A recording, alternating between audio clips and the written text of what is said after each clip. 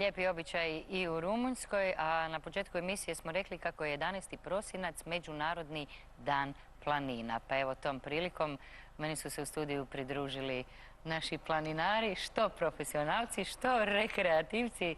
Dobro jutro Alanu Čaplaru. Dobro jutro. Dobro nam došli. I mom dragom prijatelju i kolegi, planinorcu, rekreativcu Vladimiru Kočišu Zecu.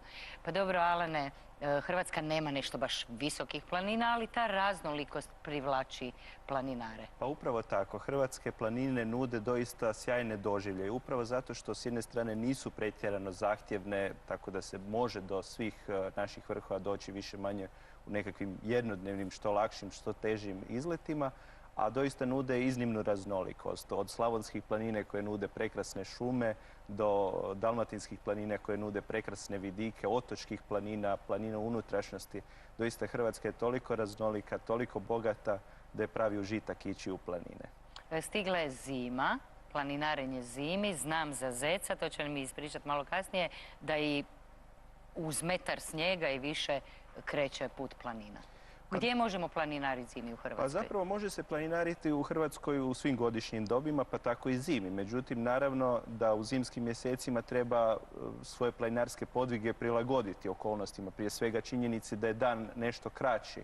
Naravno, pripremiti se, ponijeti opremu koja je potrebna da nam ne bude hladno kroz taj dan što ćemo boraviti na hladnome. I doista može se ići na mnoga odredišta, pri čemu ipak većina ljudi će odabrati bliža planinarska odredišta, planinarske domove u kojima se mogu zagrijati i boraviti neko lijepo vrijeme. Sad kad se spomenula ova bliža odredišta, tu je Zec glavni, Žumberak je tvoj drugi dom. Pa Samoborsko gorje, da. Uglavnom, ja sam se rekreativno počeo baviti planinarenjem prije 10 godina, znači relativno kasno. I žao mi što nisam puno ranije.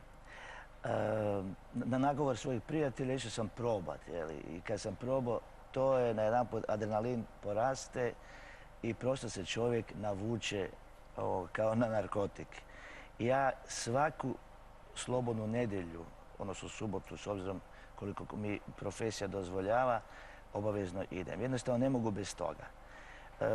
Imam obično društvo, a u jednoj svojoj fazi svog života kad sam bio sam i često puta sam odlazio i strašno puno mi je upravo to samovanje, ajmo to tako reći, u planini, u brdu jako puno koristilo na mom duhovnom planu.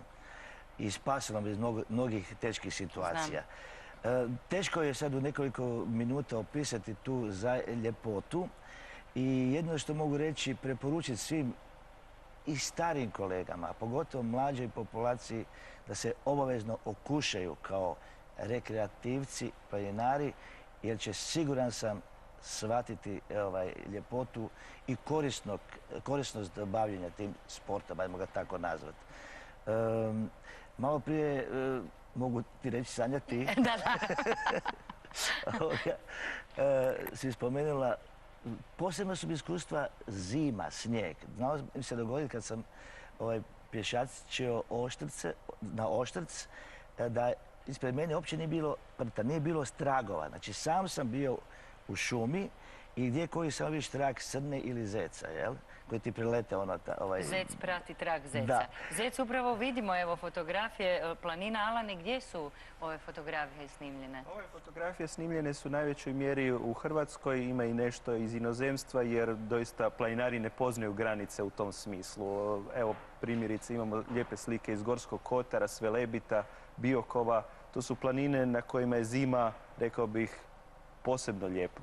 Pruža posebne doživljaje koji zapravo u planinama i duže traju jer snijeg padne upravo najprije u planinama i zadrži se pa i do 4. ili 5. mjeseca u planinama, tako da zima u planinama traje duže nego kod nas dolje. Profesionalci ili amateri, to jest rekreativci, moraju imati dobru opremu za planinaranje. Vi ste samo jedan manji dio te opreme danas donijeli, pa evo, rukavice prepoznajem. Karmela, tu su još jedne rukavice, a ti ćeš nama donijeti... Jedne od jedamrazovskim bojama. Jako zgodno. Božićni. Osim rukavica vidim i termos bocu. Upravo tako, ponijet ćemo termos bocu naravno sa čajem da se zagrijemo jer toplina je ono što zapravo najviše čovjeku treba zimi. Ponijet ćemo i komplet prve pomoći za slučaj da se naravno nešto dogodi, kapu, šalu, rukavice, razumije se, kompas, kartu uvijek sa sobom. Evo, ja sam ovdje donio i svjetiljku, to je nešto što bi isto preporučio svakome u zimskim mjesecima, upravo zato što se dani su zimi kraći, pa može se dogoditi da nas dohvati... Možete samo pokazati tu svjetiljku, ne vidimo. Moguće je da nas zahvati noć u planini, tako da, evo, doista možemo... Bitno je da, znači, pripremiti se, naravno, za uvjete planine na koju se krećemo. To znači da ćemo ponijeti, ako je to potrebno, ako je zaleđeni teren i dereze, to su oni zupci što stavljamo na gojzerice, gamaše, to je ovakav jedan dio opreme koji štiti nogu od toga da snijeg upada u cipelu. I tako, snalazimo se na razne načine da nam planinarenje bude ugodno, jer planinarenje prije svega mora biti ugodno. Ugodno i sigurno. Apsolutno. Spomenuli ste gojzerice, dobre cipele su sigurno najvažniji preduvjet za planinarenje. To je zakon, dobra cipela ili dobra malo jača tenisica.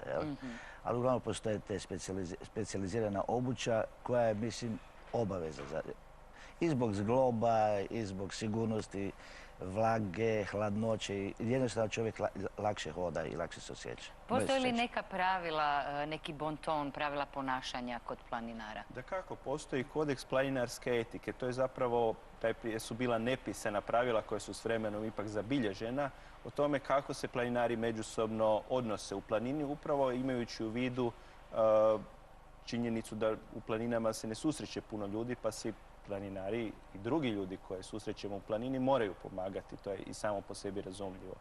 Naravno, jedna osnovna stvar je pozdraviti ljude koje susrećemo u planini, počistiti za sobom, mi to kažemo, tragove svojih stopa. Dakle, samo tragovi naših stopa mogu ostati u planini, treba ponijeti smeće sa sobom, nećemo previše bučiti, uznemiravati životinje.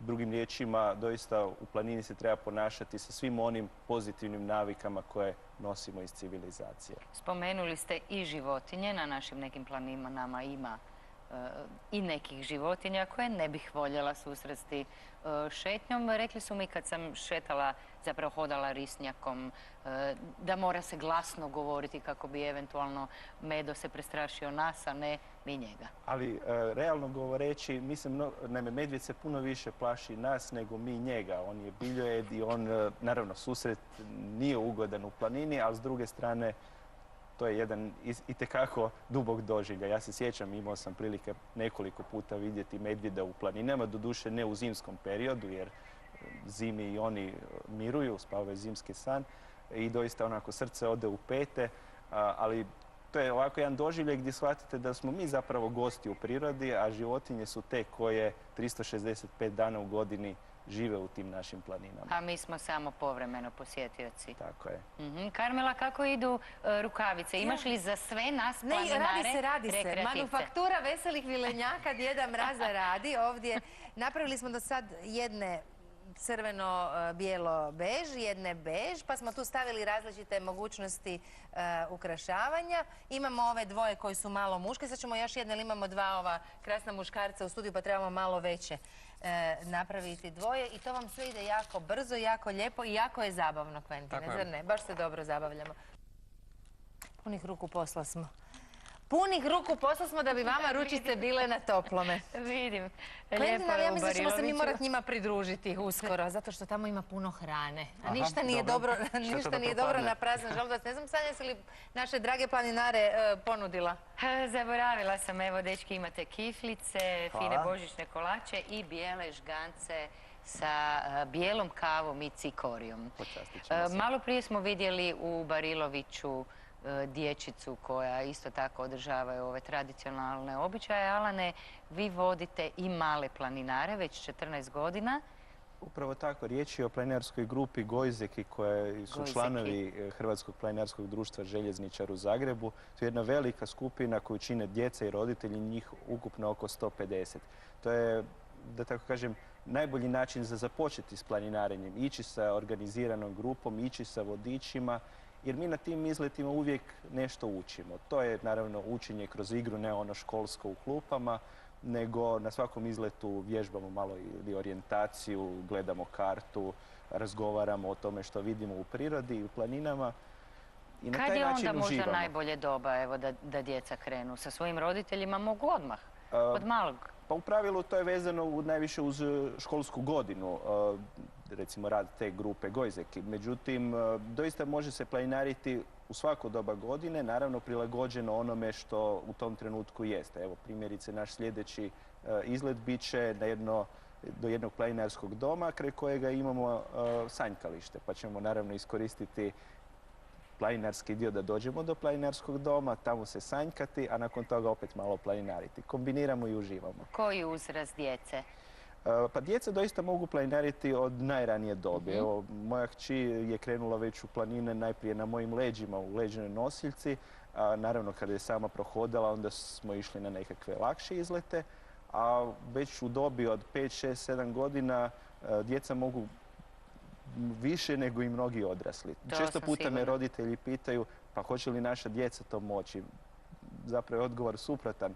Pitanje je hoćete li vi moći pratiti svoju djecu kad ona krenu s oduševljenjem u planine. Ja se nadam da ćete vi moći sada popratiti mene na izletu u Kalničko gorje. Kventine, dobili ste pljesak na otvorenoj sceni.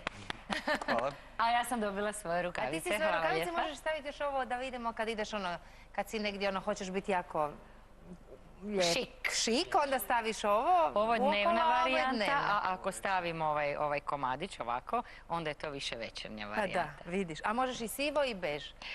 Sad imam rukavice i mogu krenuti na planinarenje. Zec, spomenuli smo Samoborsko gorje, ali koja je možda tvoja preporuka i najdraža ruta? Treba krenuti u svakom slučaju sa lakšim stazama, mislim da će se Alan složiti. Znači po Jarunu recimo u Zagrebu. Pa dobro, i to je dobro za grijavanje.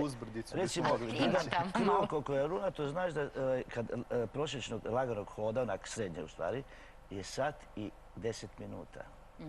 A recimo jedan uspon od Plješivičkog prekrižja gore do Oštrca, ja idem i moja ekipa srednjeg hoda negdje 1 sat i 15. Znači da bi ja za 20 minuta bila gore. Ne, a ja baš gledam i tebe i Karmelu. Znala sam da će to doći na red. Vi ste sad, cure, zaista u najboljim godinama da se opustite u živancije planinarenja. Ne čini se da smo se već opustile.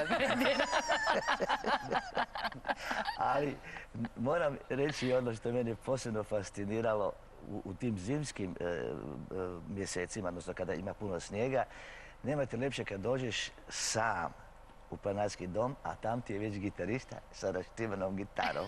I uvijek je dobra zabava i svi su nasmijani i veseli. Tako je, upravo to. To i vama želimo, cijenjeni gledatelji, da vam takav dan bude s planinarenjem danas ili bez njega, ali svakako vikend biste mogli za planinarenje rezervirati. Hvala vam lijepa što ste danas bili uz nas. Vama želimo dobre staze, dobro označene, bez krivih puteva i gubljenja po planinama.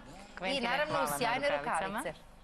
Rukavice su vrlo važne. Važno je reći i uvijek uz pune čuturice. Ne, termosboce. Termosboce sa čajem, je li tako? Tako je, da. Hvala vam lijepa, vidimo se ponovno sutra 5 do 7. Lijep pozdrav. Piši mi, fratelo, poslaću ti šta ti srce bude htjelo. Piši